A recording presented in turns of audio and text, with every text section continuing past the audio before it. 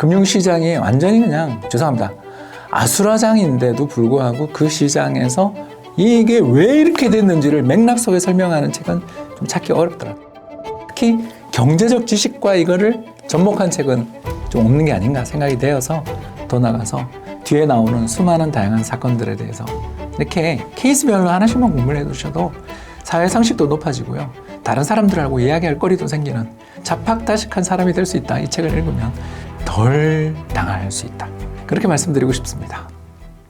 안녕하세요. 30년차 이코노미스트 동춘욱입니다. 이번에 대한민국 돈의 역사를 펴내게 됐는데 그래서 이 책을 쓸 때 가장 신경 써서 했던 부분이 저는 우리나라 사람들이 우리나라에 대해서 잘 모르면서 우리나라를 되게 비관한다라는 걸 되게 많이 느끼거든요. 사실 투자의 세계에서 한국식은 안 돼.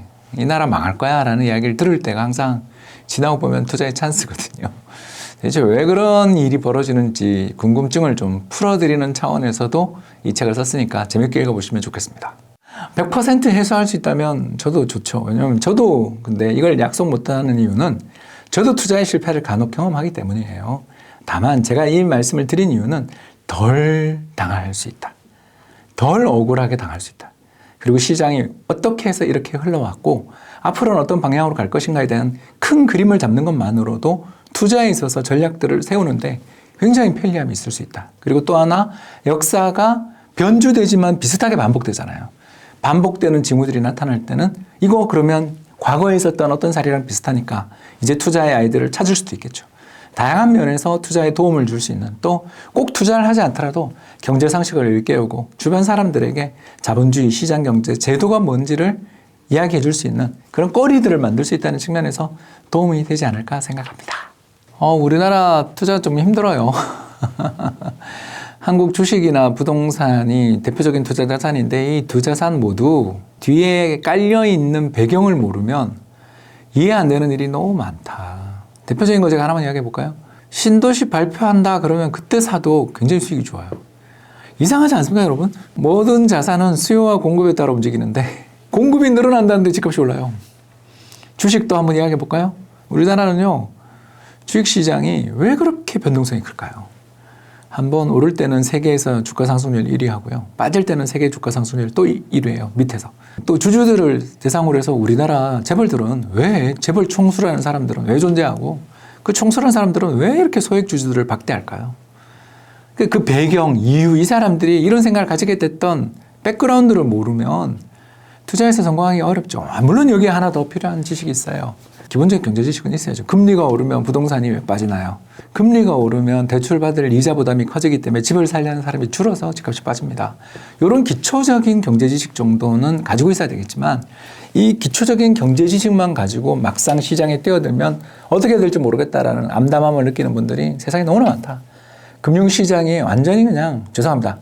아수라장인데도 불구하고 그 시장에서 이게 왜 이렇게 됐는지를 맥락 속에 설명하는 책은 좀 찾기 어렵더라. 특히 경제적 지식과 이거를 접목한 책은 좀 없는 게 아닌가 생각이 되어서 1부는 경제, 2부는 주식, 3부는 부동산의 역사를 다룬 두께 500페이지가 넘는 벽돌책을 하나 쓰게 되었습니다.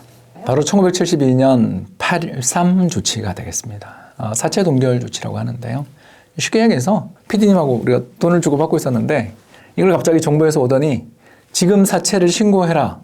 신고하지 않은 불법 사채들은 그러면 전부 다 없는 걸로 치겠어. 이렇게 버린 거예요. 그래서 사람들이 다 겁이 질려서 빌려준 돈들을 가지고 있는 차주들이 신고를 하러 갔죠. 신고를 하러 갔더니 두 가지를 명령해요. 첫 번째, 이자율을 16.2%로 내려라. 그때 소비자 물가 상승률이 30%, 20% 그러고 있는데 금리를 16%로 인하해라. 두 번째, 1975년까지 3년 동안 대출 안 갚아도 된다. 아찔합니다.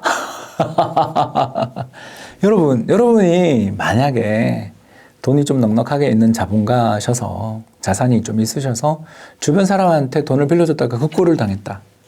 자, 여러분 그 다음에 어떻게 행동하셨을 것 같아요? 나라가 뭐 하는 일을 잘 따라요? 아니면 나라 말씀이다 그러면 귓등으로도 듣지 않을까요? 귓등으로도 듣지 않겠죠? 두고 보자라는 생각들 하게 되지. 이거 정부가 말하는 시책을 따라서 내가 뭐 어떻게 존중하고 뭐 평등한 사회 이런 생각 들어요. 이 정보를 먼저 알고 있었던 사람들이 미리 돈을 다 땡겼을 텐데. 그렇지 않아요, 여러분? 그러니까 우리나라는 어떤 나라다? 서로에 대해서 불신을 기본으로 깔고 가는 저신뢰 사회의 틀에서 신뢰 사회로 가는 거죠, 지금. 가장 대표적인 거 하나 이야기해 볼까요? 저도 오늘 이 스튜디오 오기 전에 1층에 커피숍에서 커피를 받아오는데 제자리라는 표시로 스마트폰을 두고 왔어요. 근데 아무도 안 가져가요. 이상한 사회죠. 왜 우리는 예전에 나라님도 못 믿는 저신뢰 사회에서 이런 고신뢰 사회로 세계에서 본다면 한국만큼 치안 좋은 나라가 잘 드물거든요. 그런데도 한국 사람들 되게 불만은 많죠. 이게 옳다 그르다를 떠나서 우리는 아직도 만족하지 않는 나라. 그 과정에서 우리나라 경제는 뭐랄까요? 이렇게 설명하기 어려운 이상한 다단한 복잡 다단한 그런 이렇게 기괴한 조각이 맞물려 있는 이런 식으로 그런 상황인 거죠. 자, 여러분, 이런 복잡다기한 우리나라 현재의 자산시장 경제 상황을 이해하고 싶다라면 그 배경, 바로 1972년에 있었던 8.3 조치 같은 이런 역사적 사건들을 잘 모르고서 투자를 한다. 특히 나이 드신 분들이 늘 부동산에 그렇게 집착하고 나이 드신 분들일수록 점점 더 부동산 비율이 높은 우리나라는 은퇴한다고 집 안 팔아요, 여러분. 인구 절벽 주장하시는 분들 틀렸어요. 왜? 70세 노인, 80세 노인도 돌아가실 때까지 집 안 팔아요.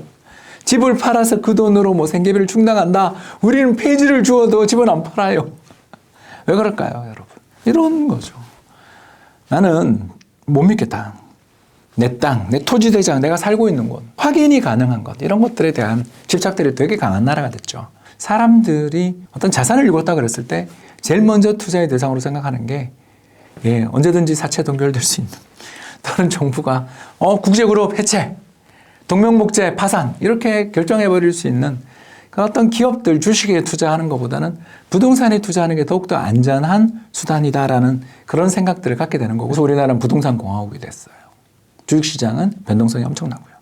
여러분들 이런 걸 이해하기 위해서는 더 나가서 뒤에 나오는 수많은 다양한 사건들에 대해서 이렇게 케이스별로 하나씩만 공부를 해두셔도 사회 상식도 높아지고요. 다른 사람들하고 이야기할 거리도 생기는 잡학다식한 사람이 될 수 있다. 이 책을 읽으면 그렇게 말씀드리고 싶습니다.